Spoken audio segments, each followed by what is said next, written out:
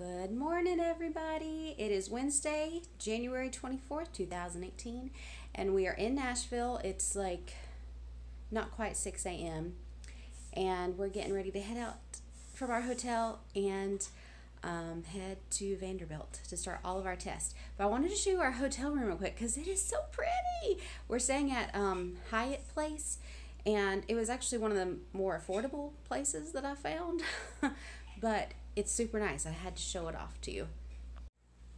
So when you first walk in the door, there's this really nice like little sitting area. I told Jeremy I can fit 2 kids sleeping on that couch right there. There's a desk. Did my nails there last night. And in the bed. And Mr. Lane. And I didn't take a shower this morning, but, I mean, the shower is really nice. Jeremy said it was like a life-changing experience, right? Mm-hmm. What was it you said? Perfect. He's crazy. He came out of the shower and he was like, that was the best shower ever. I didn't take a shower this morning. I didn't want to get up any earlier than I had to. Mm-hmm. Are you ready to go get breakfast? Yes. Let's go. Baby's hungry. So we got our breakfast. We stopped at McDonald's. And you guys know I mostly stick to the keto diet, but I don't know if you've ever tried having a sausage patty from McDonald's without the biscuit. Let me just tell you, that stuff's nasty. And don't even get me started on the eggs. So I was like, you know what? Just get me fruit, oatmeal. I told Jeremy, this apple is really sour. Like it was bitter. It did not taste good. The apple that was in the oatmeal. And then I took a bite. You guys, it tasted like penicillin. Like there was something wrong with that apple. So I closed up the oatmeal, couldn't eat it. So I go to grab a swig of my iced coffee that's supposed to have sugar-free French vanilla in it. And apparently she just heard the sugar-free part, and it's not sweetened at all. I hope this day gets better. Jeremy Lane's breakfast was just fine. Mine, not so much. So, I'm going to drink my gross coffee, and we're going to try to get through traffic in Nashville. Get to Vanderbilt. So we just got done with ultrasound. What, just like 2 hours? 2 hour long ultrasound. We're not supposed to have the camera on in here, so I'm trying to be fast. We got some pictures, and we're waiting for doctors to come in for a consultation. So we're all done at Vanderbilt, and we are on our way to get some lunch because we're hungry. It's been a long time since breakfast.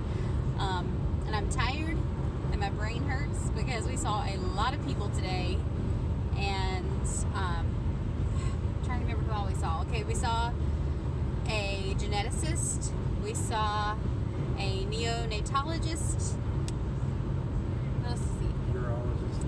A urologist, a neurologist. Obstetrician. Yeah, the maternal and fetal medicine doctor, a social worker. We've talked to a lot of people today and got a lot of information.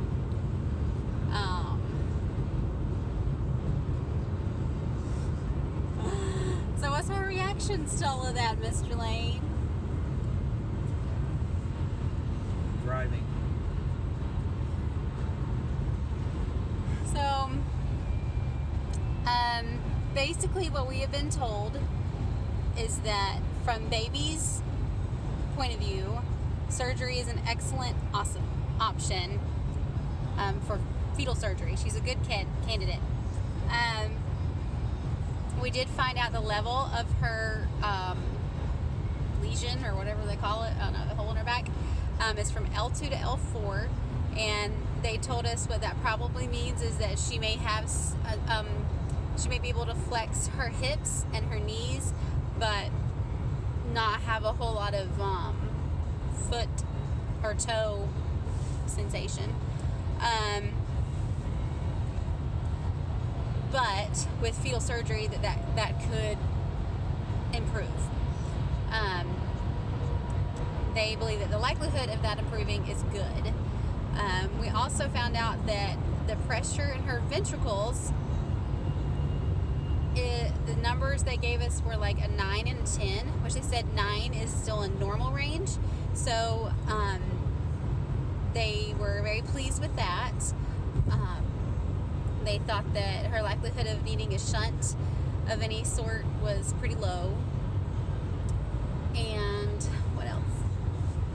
I think that's it for her. And they didn't see any other issues with her with the 2-hour-long ultrasound. You guys, that was so long. I think Jeremy actually fell asleep at one point. But they didn't see any other issues with her heart. They checked her club feet. They didn't see anything with that. So the main concern right now is that I have a history of preterm labor, and I did have cervical change with that preterm labor with James. I was 32 weeks pregnant when I went to labor with him. So they are concerned that I would most likely go into labor again early with this one. They told us if we do the surgery, I should expect to be in the hospital 10 to 14 days afterward. Yikes, that's a long time. And then, of course, have to stay in Nashville the duration of the pregnancy. I would see the doctor once a week up until 32 weeks, I believe she said. So, yeah, it's just a lot to think about. Right now, we're both leaning toward, yes, doing the surgery. There's a lot of things to play into that thought. One, the benefits for her, obviously. And also for me, I've just felt like from the very beginning of this whole journey, it just seems like that's just where our paths are being pointed. Like everything has just sort of been laid out in front of us in preparation for this journey to take place. And I just kind of feel like that's the way God's sort of been moving us and ordering our steps in that direction. But we will, right now, what we have to do is they did the pre-authorization for the consultation. Now they will do it for the surgery and make sure that our insurance will cover it, which they said they didn't think there was going to be an issue with that. And then they'll call me on Monday and we will probably set up a date if we decide to go forward. And oh yeah, I do have to do 2 more tests. They didn't want to do them today unless we decided to definitely move forward. So on Monday we'll be able to schedule those things. That would be the fetal MRI. They didn't do that today, and they didn't do the amnio today. They said they only did that if we for sure are doing the surgery. So the good news is I can do that at UT in Knoxville. I don't have to come all the way back to Nashville to have that done. So that was good. But as of right now, it looks like we're going to keep moving forward in that direction. So it's scary, very, very scary, for more reasons than one. You know, you've got obviously the physical, medical risks, but you've got to realize, you know, that it's going to be hard, mentally, emotionally, spiritually, all of that stuff. It's just going to be really rough. Not just on me, but on Jeremy, on the kids, everybody that's helping us. It's just going to be hard. And, you know, just sort of trying to mentally prepare for that as much as possible. But